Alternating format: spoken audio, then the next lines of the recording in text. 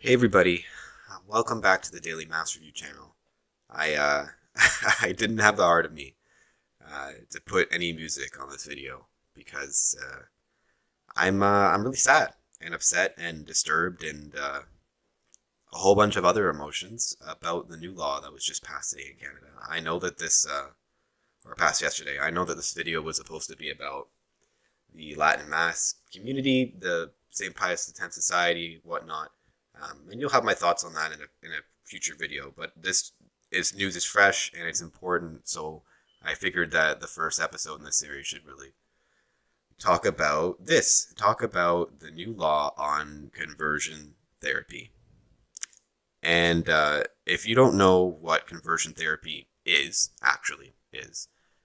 conversion therapy was this practice that some people used to do where if somebody was expressing that they had thoughts or feelings that were not heterosexual, homosexual or otherwise, that they would take them and they would convert them right to Christianity and try to convince them that if they believed hard enough in God that those thoughts would go away and they would go back to being normal, right, which was heterosexual. This was a bad practice, and it has not been used in a long time, and it's no longer practiced, really. At least I don't know of any cases in Canada where it has happened. This actual conversion therapy happened, and the statistic that they say is 10% of people who are not heterosexual in Canada have experienced some version of conversion therapy. I would guess that it's probably not this, which is actual conversion therapy, and more the new definition that they just put into law today. Um, so this. There's two parts of this, right? There's the new definition that they made of conversion therapy, um, and then there's also the criminalization of doing something that falls into this new definition of conversion therapy. Okay, this new definition of conversion therapy. Conversion therapy can consist of A, the change of person's sexual orientation to heterosexual. B, change a person's gender identity to cisgender. C, change a person's gender expression so that it conforms to the sex assigned to the person at birth. Okay, so this is okay. I can get with this, but then it's the next three. If you reduce or repress any non-heterosexual attraction or sexual behavior, that's criminally liable now. If you reduce a person's non-cisgender identity, or you repress or reduce a person's gender expression that does not conform to the sex assigned to the person at birth. So if you do anything to insinuate or to advise that person not to explore this new gender identity, not to explore these attractions, not to refrain from engaging in homosexual sexual behavior, right, which are all things that we believe in the Catholic Church are things that you should do, right? Doesn't mean that you shouldn't love people who are struggling with these things, but we have to make clear what the purpose of sex is in the Catholic Church. And if you do any of those things, you can now be held criminally liable. And it's not just, right? It's anybody who has a practice, treatment, or service designed to do any of these things. It's not limited to therapists. It's not limited to counselors. It's not limited to psychologists. It's not limited to teachers. It's not limited to youth ministers or priests or pastors. And it's not limited to parents. Anybody who does anything that would infringe upon this definition of conversion therapy, which is not at all what conversion therapy actually is, you can be held criminally liable. What can you be held criminally liable for? You can be in jail for up to 5 to 10 years for infringing on these things. 5 to 10 years. That's more time than you get in this country for raping someone. That's what that is. That's how much time you can get in jail. Just for context, right? Most rapists go to jail for maybe 2 years, right? But if you do something like this is more reprehensible, apparently. So, take it with a grain of salt, as they say, or a whole pillar of salt. This is disturbing. This is what happens a lot of the time in politics. They will take a word that means something else, okay? And then generally, people who don't study these kinds of things will think that's still what the word means. And then they will say, we banned conversion therapy. And you think that is a good thing. That is a good thing, right? But then they change the definition on you to something like this. And when it comes down on your head and you're the person who's being charged with the crime for infringing on it, you're like, what the heck? How did this happen? And that's what they're trying to do. I am shocked and appalled that nobody stuck up as much of a finger about this when it was going through the legislature, not the Conservative Party or otherwise. And I'm disturbed that people don't know about this because it's bad.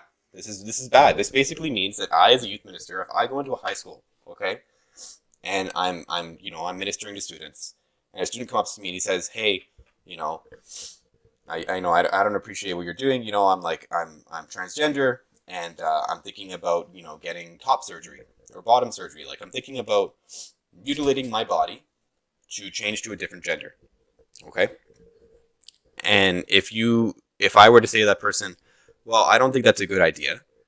I don't think any sort of self mutilation is a good idea in general, but I don't think that I would never advise you to do that because it really infringes against the way that God created you, and God created you beautiful and worthy and good, right? And doing something that infringes against that may seem like a good decision right now because you feel lost, and hurt.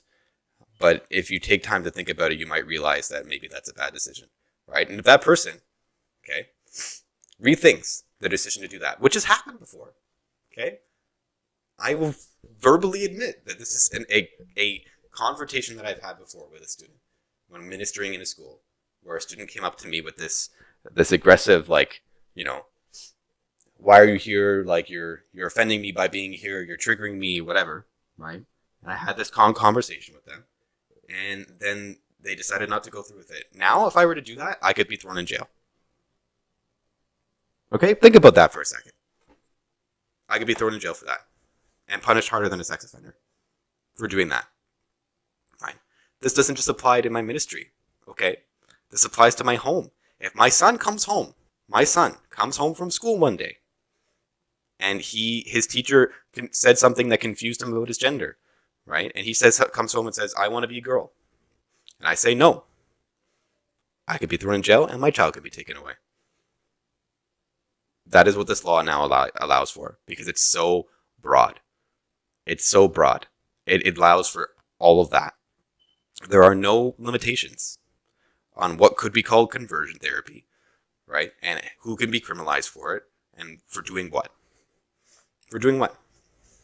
That's where we're at. This shouldn't be surprising. Like I'm surprised that I was so taken aback from it, because when I read the news headline on it, I thought, conversion therapy is banned. But then I had to learn about it later for an American news show. Not a Canadian news show, an American news show where, they still practice some measure of Catholicism, in a different moral sense than the publicly prevailing one. And I heard about what was really in this legislation, and I was appalled. And the reason that this happens is, there are multiple forces in society that are working together to make things like this happen. It's obvious who this bill benefits and who it hurts. It hurts people like me, right? But more so than that, it is what often happens when something morally reprehensible becomes acceptable in society. It's because society has gradually been allowing it to happen and saying nothing about it, to the point where now it's easy for them to put a legislation in place because people just accept it. This happened with abortion, right? With the illegal abortions that were happening. Everyone was like, we have to stop the illegal abortions. People are dying. And so abortion was legalized for those people who were committing illegal abortion, with no thought of the unborn babies that were going to die, which, should have been a factor in such a decision, but was not. Same thing happened with euthanasia. Euthanasia was already happening in our medical healthcare system here in Canada long before it was legalized. The pride flags, we had the pride flags go up on Catholic schools. And I didn't have an issue with the pride flags, but I have an issue with what that decision represented, right? It represented that we had given up. We had given up the fight to at all convince people that we as Catholics had the best interests of students in mind. We allowed them to convince us that we were the ones who were being morally reprehensible, right? And so we should capitulate, and we should show we're sorry, and we should put up a flag. That was not the case. It is not the case. And I am so sorry for everyone that this is going to affect. It puts my career in jeopardy It puts the careers of all my colleagues in jeopardy. It puts the livelihood and safety of priests in jeopardy. It puts the parents in jeopardy. It does all of those things. And you may say, like, this isn't over, I'm overreacting. Maybe the law is just, it's very broad and they're not going to apply it like that. Yeah, but there shouldn't be a law that allows someone to take your freedoms away. If we live in a democratic society, there should not be a law that exists that allows the government to take my freedoms away. Because when that law exists, the government will always use it. When it is politically favorable for them to use it, they will use it to take your freedoms away. It's just another example of the different ways in Canada we don't have free speech to talk about these issues. And, I have no idea if this YouTube video is going to be left up. I hope that you will, in the comment section, let me know what your thoughts are about it. If you think I'm overreacting, fine, tell me why.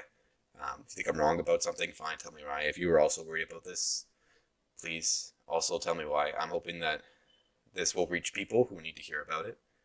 And that's it. Thanks for watching.